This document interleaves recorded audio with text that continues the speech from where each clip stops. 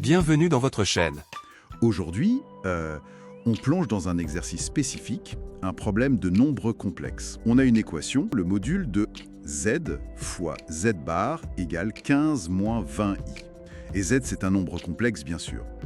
La question, c'est combien vaut le module de 1 plus i fois z, a, b, c, d, qui est 5 racines de 2.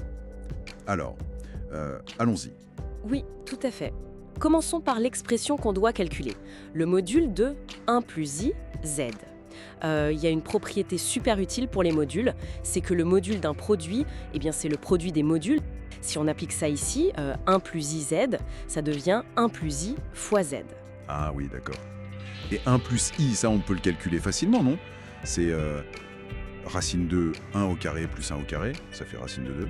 Donc, ce qu'on cherche en fait, c'est racine de 2 fois le module de z. Tout le jeu, c'est de trouver ce fameux z. C'est ça. Là, ce qui est intéressant, c'est comment on va utiliser encore les modules pour isoler z.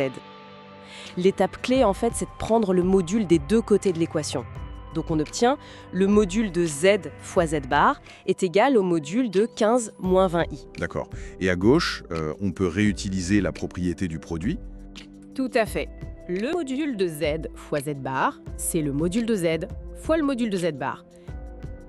Le module d'un nombre complexe et celui de son conjugué, c'est pareil. Maintenant, il faut s'occuper du côté droit. Le module de 15 moins 20i. Racine de 15 au carré plus moins 20 au carré.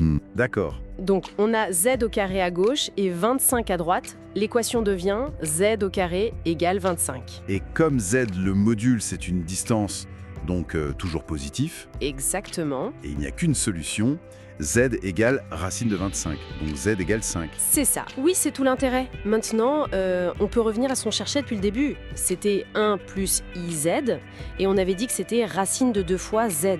Donc on remplace, et ça nous donne 5 racines de 2. 5 racines de 2, et ça c'était l'option des...